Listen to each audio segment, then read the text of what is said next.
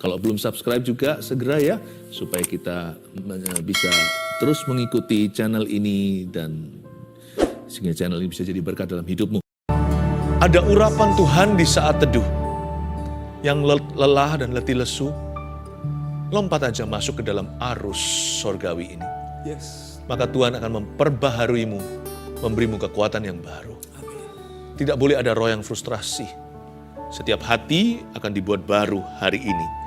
Tuhan akan berbicara, Tuhan akan menancapkan panji-panji kemenangannya. Hamba percaya Tuhan, lawatanmu tiba, lawatlah. Jemaat keluarga, ya Tuhan, keluarga saat teduh yang kau kasihi ini. Berkati kami semuanya dengan firman, sembunyikan hamba-hambamu dalam nama Tuhan Yesus. Haleluya. Amin. Praise the Lord. Rabu yang lalu, waktu saat teduh, YouTube lagi down. Semua. Jadi di-re-upload.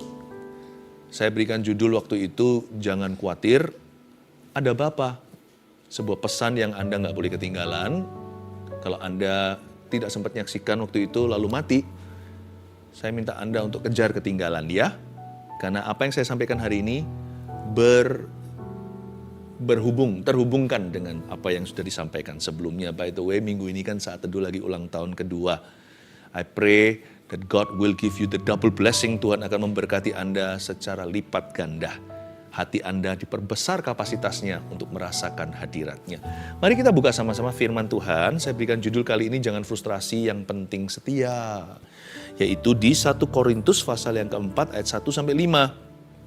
Ambil catatan seperti biasa, supaya Anda tidak lupa.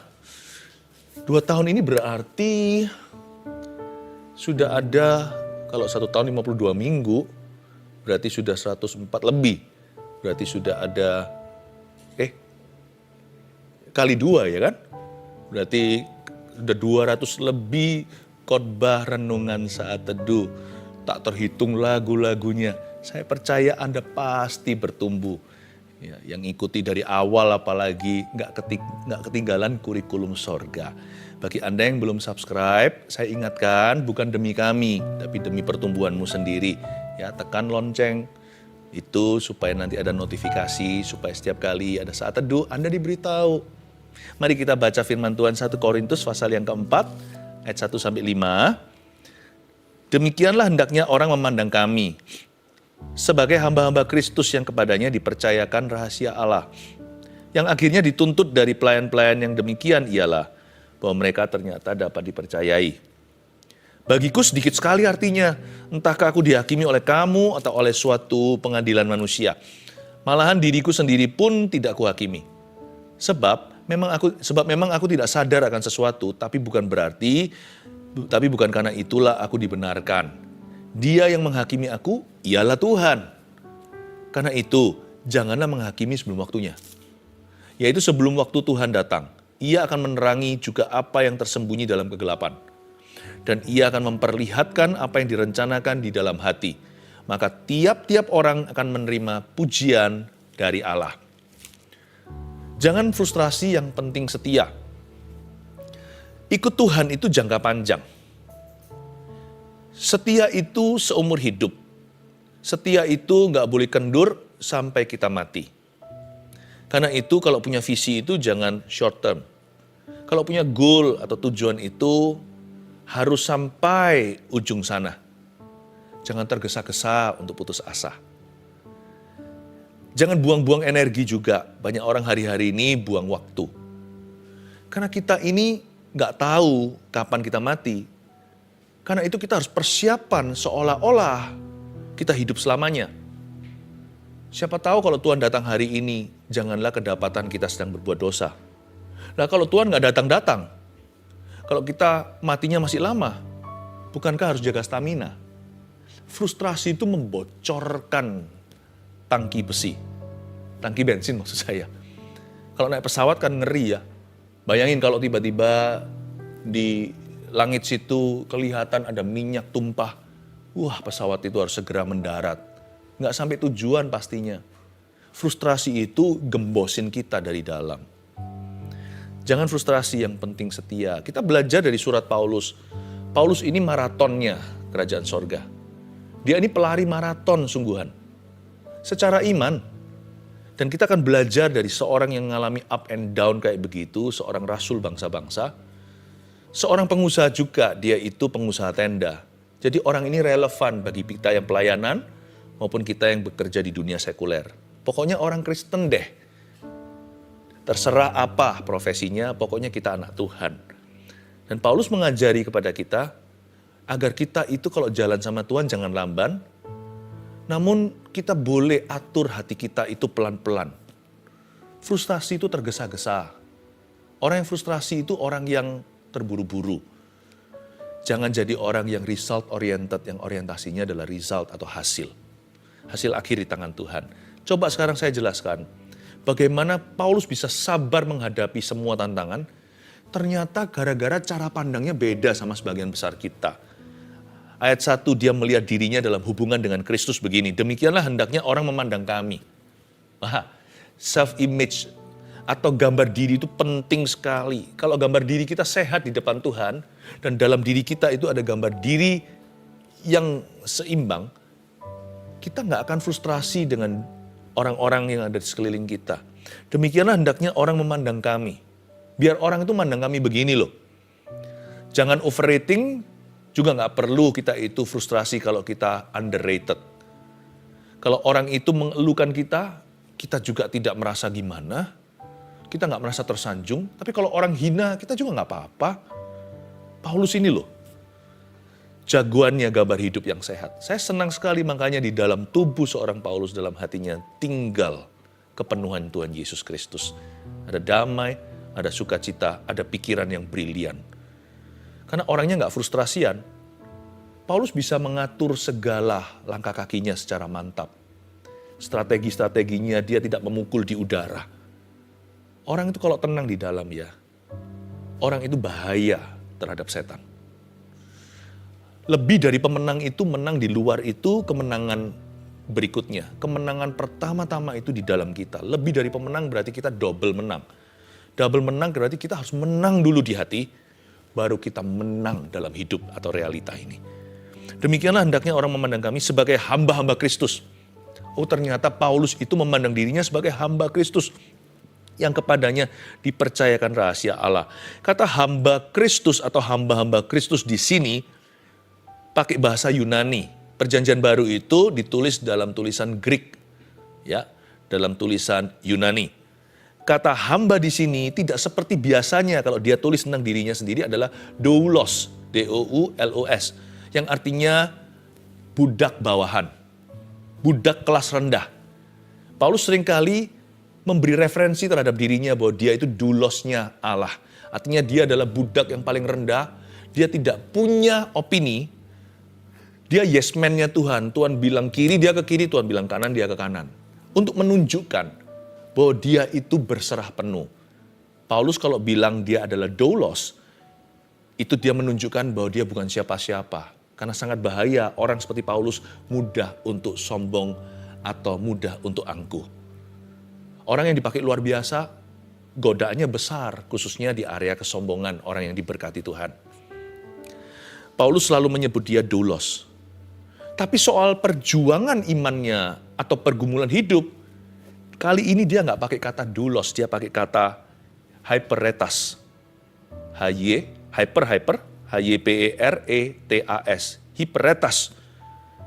Dia menyebut dirinya kopilotnya Tuhan. Nah kopilot kan nggak boleh sembarang passenger, nggak boleh sembarang orang awam. Lalu sini kamu jadi kopilotnya, salah tekan, wah itu bisa jadi musibah, kecelakaan. Kopilot itu punya skill, he knows what to do. Dia dilatih untuk itu. Dia itu kopilotnya. Kalau pilotnya stripnya beberapa, kopilot ada stripnya 1. Berarti orang ini bukan orang yang tidak kualifikasi untuk bisa menerbangkan sebuah pesawat di samping pilot utama. Kopilot di sini berarti dia menyebut dirinya adalah seorang steward atau seorang manajer kasih karunia. Ya, Paulus itu mengatakan dia adalah hamba Kristus yang kepadanya dipercayakan rahasia Allah. Berarti dia tahu apa yang harus dia lakukan. Setia itu tidak mulai dari dasar. Setia itu dimulai dengan kita harus tahu kehendak Tuhan apa untuk kita hari ini. Setia itu berprinsip.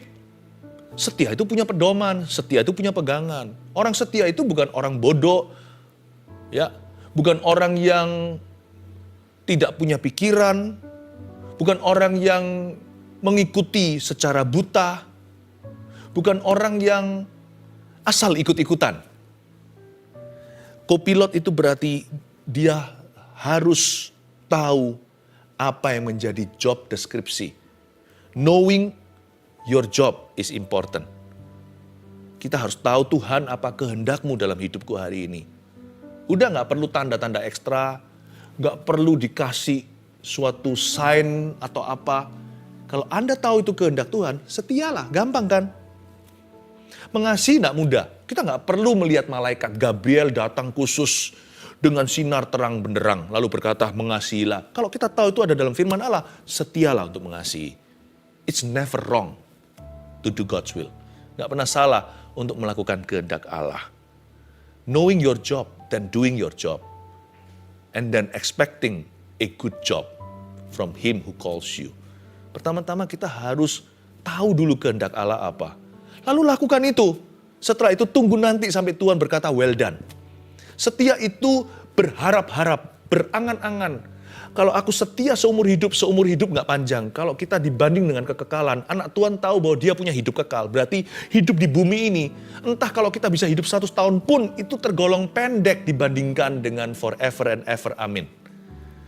Apa susahnya setia 100 tahun di dunia? Sekalipun kalau harus menderita. Asal kita tahu kita menderita karena kebenaran. Asal kita tahu kita bayar harga untuk sesuatu yang benar. Asal kita tahu bahwa kita itu berdiri teguh atas panggilan. Asal kita tahu yang kita perjuangkan adalah kehendak Tuhan. 100 tahun gak lama. Gak ada orang setia 100 tahun. Kalau Anda kenal Tuhan umur 40, berarti sisanya jauh dari 100 tahun sisa hidupmu. Sekalipun anak muda pun kenal Tuhan umur 14, jarang orang hidup sampai satu century, sampai 100 tahun. Jarang. 100 tahun pun gak panjang. Setialah. Karena yang kita harapkan adalah suatu hari ketika kita berada di pengadilan Allah, Yesus berdiri atau duduk di samping kanan Allah Bapa dan berkata, "Hey you, hai kamu, well done. Baik sekali perbuatanmu, hai hambaku, masuklah dalam sukacita Bapakku." Setia itu dengan visi sampai mati. Setia itu bukan gini loh, aku setia kalau Tuhan beri aku ini. Dan aku setia kalau ada upah di dunia. Upah kita itu sebagian besar di sorga, bukan di bumi. Setia itu gak pakai iming-iming, gak pakai dibujuk. Setia itu karena kita gak punya pilihan, karena kita tahu itu kebenaran, masa kita mau salah. Makanya ketika Yesus tanya sama murid-muridnya, kalian gak mau sekalian meninggalkan aku di Galilea? 400 orang lu cabut. Petrus jawabannya bagus, dia berkata, kami mau kemana? Emangnya punya pilihan? Engkaulah yang pegang firman kebenaran, hidup mati di tanganmu. Kaulah kunci kerajaan sorga di tangan Tuhan. Waktu itu belum dikasihkan ke Petrus ceritanya. Kepada siapa aku harus pergi? Kemana aku harus lari? Kemanakah aku dapat pergi menjauhi rohmu Tuhan? Gak perlu super rohani kok. Asal kita tahu dengan logika aja. Tuhan berkata demikian, ikuti itu. Sekalipun gak ada tanda-tanda. Tidak ada seolah-olah penyertaan yang nyata. Gak ngerasa Roh Kudus di mana, tetap lakukan. Orang setia itu punya prinsip. Prinsipnya adalah kebenaran. Kalau itu benar, mau kemana memangnya? Apakah ada pilihan? Tidak ada alternatif. Tidak ada opsi yang lain kecuali mengikut Tuhan. If you know the truth, kalau kita sudah tahu kebenaran, ikuti itu. Gak usah minta peneguhan konfirmasi lagi dari Tuhan. Kecuali kalau kita bicara soal sesuatu yang gak ditulis di Alkitab. Apakah kehendak Tuhan ya saya terima job itu? Atau saya harusnya sekolah di mana ya? Di university ini atau itu? Atau saya di kota mana? Atau jodoh yang mana? Apakah orang ini jodohku? Nah yang kayak gitu memang perlu timbangan di dalam hati. Perlu mempertimbangkan, perlu konfirmasi. Saya bicara tentang kebenaran yang fundamental, yang sifatnya fondasi. Mengasihi, mengampuni, hidup kudus. Ya kan? Yang seperti itu, setia kepada itu, bersyukur. Paulus berkata bahwa dia adalah steward, dia manajer kebenaran. Dia manajer kasih karunia Allah. Dia adalah hiperetas atau kopilotnya Tuhan. Ya, bukan orang yang bingung, don't know what to do.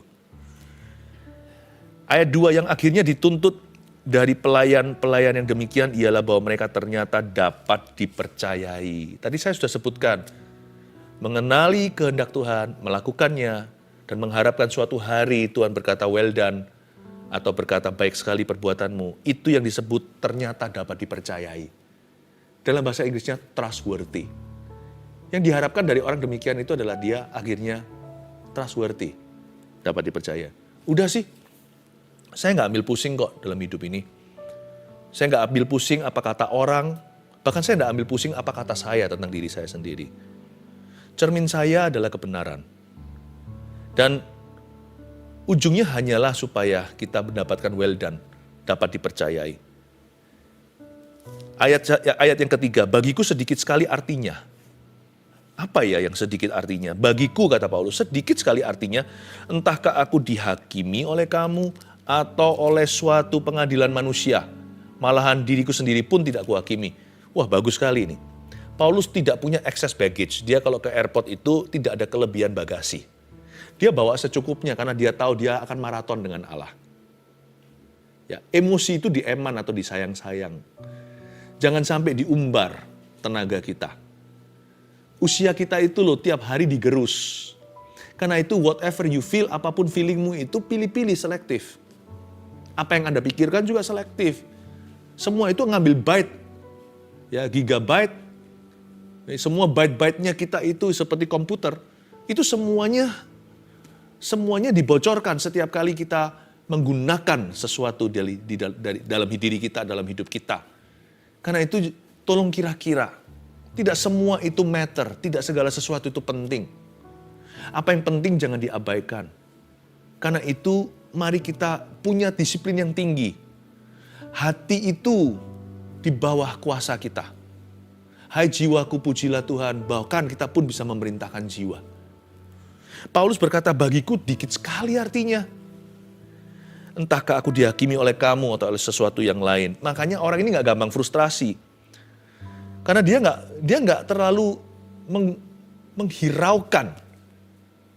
Apa ya kira-kira pikiran manusia. Kita kan selalu memikirkan. Nanti orang lain mikir apa. Itu penting sekali gitu loh. Bahkan lebih penting daripada apa yang dipikirkan Allah tentang hidupku dan hidupmu.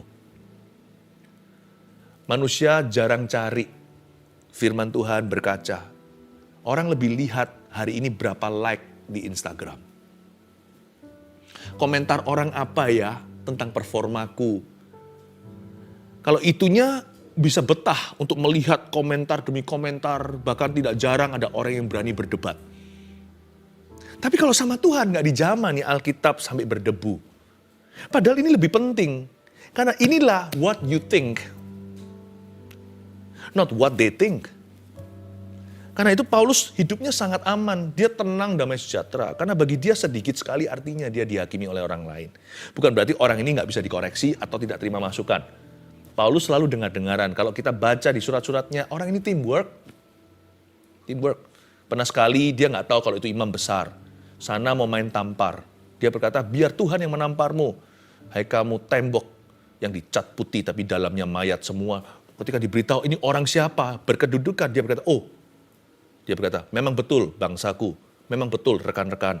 Firman Tuhan berkata, kita tidak boleh bicara yang kasar terhadap orang-orang yang memerintah di atas kita. Paulus bisa dikasih masukan kok. Dia apologize langsung on the spot. Tapi dia berkata, tapi kamu salah. Kamu juga bertindak di luar otoritas. Nggak ada otorisasi begitu. Kamu di luar wewenangmu. Paulus itu tahu what's right, what's wrong. Orang ini bukan berarti tuli, tidak bisa diberikan teguran. Enggak juga. Tapi maksudnya hatinya itu loh nggak kecantol sama manusia. Nggak dikit-dikit dibawa stres. Nggak dikit-dikit dibawa depresi. Mengapa begitu? Karena manusia yang terlalu mempedulikan orang lain mikir apa, gengsinya terlalu besar, orang itu pasti frustrasi melulu. Manusia itu juga bukan hakim yang adil kok sesungguhnya. Bahkan kita sendiri pun bukan hakim adil atas diri kita sendiri. Ngapain dipikirkan? Contohnya, kita cenderung kalau nggak terlalu keras sama diri sendiri ya terlalu mudah. Ada orang yang nggak suka sama dirinya sendiri, susah mengampuni dirinya. Orang lain diampuni, diri sendiri nggak pernah diampuni. Orang yang terlalu keras sama dirinya, setiap kali dia masuk hadirat Allah, dia kira Tuhan marah. Dia kira Tuhan benci dia, lalu berujung dia menangis terharu, ternyata Tuhan masih cinta. Nih, ya kan? Salah kan? Salah kan asumsinya? Salah juga kan dugaannya. Dia akan mencoba menilai diri sendiri. Waktu masuk hadirat Allah, sadar dia, ternyata Tuhan tidak marah sama dia. Ternyata Tuhan maha pengertian. Dia aja yang frustrasi sama dirinya. Tuhan berkata, nggak apa-apa, kamu masih belajar. Salah. Tapi ada orang yang sebaliknya. Terlalu gampang sama dirinya. Gitu aja, dosa gini aja nggak apa-apa lah, Tuhan ngerti lah. Manusia itu nggak bisa jadi hakim yang objektif. Jadi jangan terlalu mendengarkan. Nomor satu minimal, janganlah orang. Yang bicara dalam hidupmu harus firman Tuhan. Makanya orang yang frustrasi adalah orang yang terlalu mikirkan orang lain mikir apa, dan terlalu berdebat dengan dirinya. Kayak ngomong-ngomong sama diri sendiri loh, lama-lama gila. Pikiran kok diajak bicara, perasaannya terlalu berkuasa. Padahal Tuhan suruh kita hidup oleh iman, bukan perasaan. Ada orang yang terlalu banyak dialog dengan dirinya sendiri. Kalau saya sih lebih suka merenungkan firman Tuhan, karena firman Tuhan benar. Saya selalu salah, firman Allah tidak pernah bersalah. Sebab memang aku tidak sadar akan sesuatu, kata Paulus. Tapi bukan karena itulah aku dibenarkan. Bukan berarti dia selalu betul. Karena dia tidak tertuduh, karena dia jaga nuraninya. Dia yang menghakimi aku ialah Tuhan. Karena itu janganlah menghakimi sebelum waktunya. Paulus ini bagus. Kenapa dia nggak frustrasi? Karena dia tidak terburu-buru untuk tutup buku. Karena itu jangan menghakimi sebelum waktu. Yaitu sebelum Tuhan datang. Ia akan menerangi juga apa yang tersembunyi dalam kegelapan. Ia akan memperlihatkan apa yang direncanakan dalam hati. Sebentar sebelum kalimat terakhir saya jelaskan dulu ayat 5 itu. Paulus itu orientasinya bukan hasil. Dia nggak menilai dia sekarang atau di posisi sekarang ini. Paulus itu pikirannya jangka panjang. Dia nggak gampang putus asa atau kecewa. Karena belum game over. Dia percaya Tuhan belum selesai dengan dia. Paulus bahkan bisa menerima ketidaksempurnaannya sendiri. Kalimat Paulus di Filipi begini. Aku sendiri gak menganggap diriku sempurna, tapi aku lupakan yang lalu, mengarah pada tujuan, berlari-lari pada hadiah sorgawi. Aku berlari seolah-olah aku bisa menangkapnya. Aku sendiri belum sempurna, tapi aku berlari pada kesempurnaan. Lihat. Dan Paulus berkata, bagi orang yang dewasa, biarkan tingkat pengertianmu dilanjutkan dari mana engkau berada. Ini bahasa sehari-hari saya. Paulus itu berkata begini, it's okay untuk belajar. Jangan pernah nilai diri kita dengan performa kita hari ini. Bahkan buah kita hari ini pun belum matang. Karena kita ini masih sedang dalam proses matang di pohonnya. Kita ini bukan matang di kulkas. Tuhan kalau buat kebun, itu kebunnya selalu buahnya manis. Jangan cepat-cepat cabut dirimu sendiri dari kasih karunia, atau cabut kasih karunia dari dirimu. Karena itu jangan menghakimi sebelum waktunya. Karena Tuhan belum selesai dengan Anda. Kalimat terakhir itu bagus sekali. Paulus itu pikirannya tertuju pada akhirnya, maka tiap-tiap orang akan menerima pujian dari Allah. Dia berkata, asal kita setia ya, kita pasti nyampe ke sana. Itulah bahasa sehari-harinya, maka tiap orang akan terima pujian dari Allah. Asal setia, nggak usah performanya sempurna, kita pasti nyampe ke sono, pasti sampai di situ. Paulus nggak berkata, aku harus perfect. Tiap kilometer aku harus perfect. Enggak. Pokoknya aku setia, kalau melenceng sedikit aku cepat balik. Kalau jatuh aku cepat bangkit, kalau kurang aku tambahkan, kalau berlebihan aku kurangi. Udah selalu ke poros tengah, ke poros salibnya. Selalu kembali ke jalurnya, yaitu jalur pelita dan terang pada kaki kita, yaitu jalur firman. Selalu Roh Kudus yang firmak dia. Renovasi dikit kiri kanan kalau berlebihan, supaya dia berjalan dalam tuntunan. Udah, yang penting saya setia. Tuhan tuh sanggup kok berhasil bawa aku sampai ujungnya. Sehingga tiap orang termasuk saya akan menerima pujian dari Allah. Saya kasih 3 poin untuk review ini, untuk sebagai rangkuman. Jangan frustasi, yang penting setia. 1, teruslah konsisten dalam tanggung jawab kita. Atau konsisten saja. Udah, tugas kita hanya konsisten. Yang penting Anda dan saya itu sebagai co-pilot, hiperetas atau steward atau manajer daripada kebenaran, kita harus tahu komitmen-komitmen kita apa aja. Saya ini komitmen pada kekudusan atau komitmen sama dosa. Yang penting kita tahu yang benar itu komitmen pada Tuhan. Maka saya akan berusaha untuk berjalan di sana. Saya komitmen pada pernikahan atau perceraian. Kok lucu ada orang setelah menikah baru mikir lagi. Masih mau nggak sama pasangannya? Loh, udah telat saudaraku. Kan sudah dinikahkan di gereja. Kok ada ya orang setelah menikah, udah jelas-jelas dalam pernikahan, masih mempertimbangkan ulang. Berarti kan dia nggak jelas komitmennya. Orang kalau nikah itu komitmen sama Tuhan. Ketika di altar kan ditanya, apakah si A mengambil si B sebagai bla bla bla bla bla? Apa katamu? Yes, I do. Atau saya bersedia. Lalu Tuhan berkati kan. Dia kan sudah janji di depan Tuhan, namanya wedding vow atau janji nikah. Dia janji setia dalam suka duka loh. Bagus, jelek sudah. Kok dipertimbangkan ulang? Ini yang membuat orang nggak bisa setia. Bukan karena dia nggak setiaan. Tapi karena dia bingung dia mau setia sama apa. Jangan bingung Anda harus setia sama apa. Setia sama Tuhan, setia sama firman, setia sama norma kebenaran, setia pada kekudusan. You have to know. Setia dengan itu. Jangan ragu. Teruslah komitmen, alias komitmen saja dalam tanggung jawab kita. Udah nggak usah urusi urusan orang. Nggak usah kita itu pikirannya melebihi takaran iman. Udah yang di takaran masing-masing aja, tanggung jawab kita apa di hadapan Tuhan, setialah. Yang penting kita komitmen terus di situ. Yang penting no skandal, tidak ada skandal. Visi kita itu jangka panjang. Visi kita bersama, itu sama. Profesinya aja beda, goalnya aja nggak sama. Ya, gawang kita itu loh, colornya berbeda-beda. Ya, lain orang, lain tujuan. Tapi sebenarnya loh ya, visi kita itu sama, seragam. Apa itu? To finish well. Saya punya goal, cita-cita dalam pelayanan, seperti yang saya pernah utarakan kemarin waktu kita rayakan ulang tahun saat teduh hari Rabu. Saya bilang bahwa sebagai gereja, sebagai hamba Tuhan pendeta, kepingin untuk merintis 1000 gereja dengan 1 juta murid, ya kan?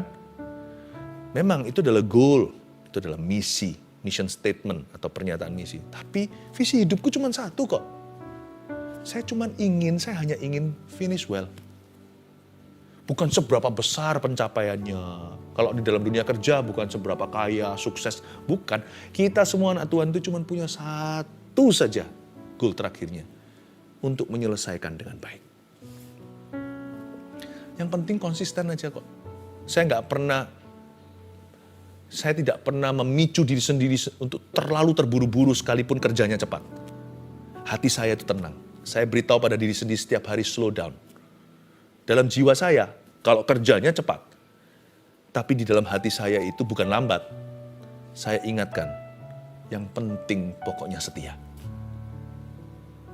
Kalau saya bisa menyelesaikan perlombaan imanku dengan baik, itu sudah segalanya.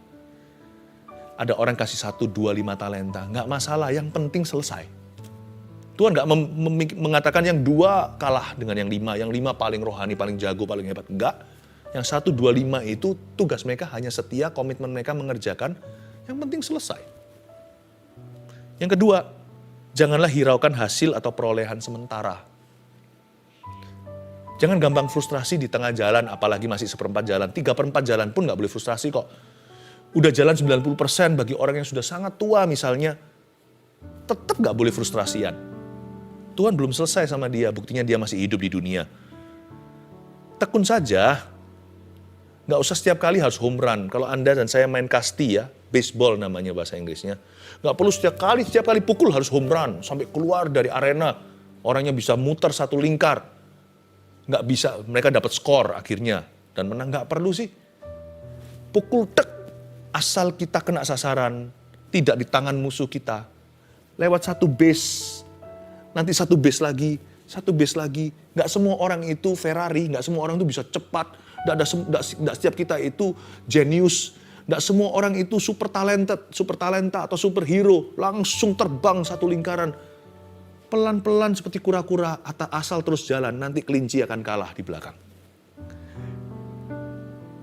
Yang penting tekun, jangan ada skandal. Jangan buat kesalahan bodoh yang disengaja. Makanya nggak usah hiraukan hasil atau perolehan sementara. Kalau hari ini kita melihat kondisi kita, perang itu jangka panjang. Kita nggak boleh hanya ingin mencapai sesuatu. Tapi cara kita mencapainya juga sama pentingnya, bukan hanya hasil akhirnya. Orientasinya bukan result. Saya nggak kepingin hanya membangun sesuatu, seperti goal yang saya sebut tadi, atau goalmu apa. Saya ingin ketika goal itu tercapai, saya berkenan sama Tuhan. Jadi bukan sekedar untuk menang. Saya nggak mau asal menang, saya mau lebih dari pemenang. Artinya nggak bisa dilihat dari perolehan sementara, haleluya hari ini goal, hari ini saya terjadi terobosan. Akhirnya dia kalah. Saya nggak begitu. Saya ingin sekali supaya pada akhirnya waktu menang, kita berkenan kepada Tuhan. Menangnya itu dengan cara Tuhan. Karena itu janganlah hiraukan hasil perolehan sementara. Nanti kalau menang terlalu bangga, besok jatuh, besok kalah. Kalau kalah sekarang nggak apa-apa. Besok masih ada. Saya bisa perbaiki besok hari. Saya bisa lebih baik lagi. Daripada jadi kelinci, lalu ketinggalan, mending jadi kura-kura, pelan-pelan, tapi sampai ke tujuan. Kalau bisa dua-dua, kura-kura yang cepat lebih baik lagi, karena kita kehabisan waktu, Tuhan mau datang. Yang ketiga, yakinlah maksud Tuhan akan tercapai pada akhirnya. Let's throw ourselves, mari kita lemparkan diri kita sendiri di tangan kedaulatan Allah. Tuhan itu setia ketika kita tidak setia. Yakinlah maksud Tuhan akan tercapai pada akhirnya. Asal saya setia, Tuhan please maklumi ya, aku akan berusaha. Udah, sisanya itu anugerah. I'll do my best. Klise ya, you'll do the rest. Tapi itu ada betulnya. Pokoknya sedikit demi sedikit, tiap hari tiap sifat, selangkah demi selangkah aku jalani dengan kau. Aku mau belajar pokoknya. Ajari aku gak mau keras hati. Udah, setia. Nanti lihat ya. Waktu tutup buku setiap orang suatu hari ketika kita mati atau Tuhan datang kembali, kita noleh ke belakang, tercapai loh. Maksud Allah tercapai di hidupmu. Jalannya sih agak lika-liku karena kita masih membuat banyak sekali kekonyolan. Tapi meskipun jatuh bangun, tercapai tuh tugas kita hanya setia. Orang setia itu kalau jatuh apa? Bangkit. Orang setia kalau salah gimana? Benarkan. Ya, 1, 2, 3, jangan frustasi, yang penting setia. Teruslah konsisten dalam tanggung jawab kita. Kenali tanggung jawabmu. 2, janganlah hiraukan hasil atau perolehan sementara. Udah jangan nilai sekarang. Jangan dinilai hari ini. Terus jalan dan tekun saja. 3, yakinlah maksud Tuhan akan tercapai pada akhirnya. Percayalah, God knows best how to make you a successful case. Tuhan tahu, paling tahu bagaimana membuat kita kasus keberhasilannya. Haleluya. Mari kita angkat tangan kita, terimalah berkat dari Allah Bapamu yang sabar.